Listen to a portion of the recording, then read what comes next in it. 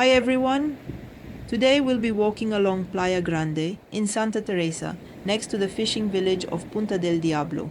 You can check out our previous video about Punta del Diablo, which has information on its location, how to get there, and more. It's winter, the beach is deserted, and a thick fog blankets the landscape. This video will be a bit different. Instead of narrating, we want to invite you to simply enjoy the walk in silence, taking in the peaceful and mysterious atmosphere of this unique place. So join us on this walk and let's get started.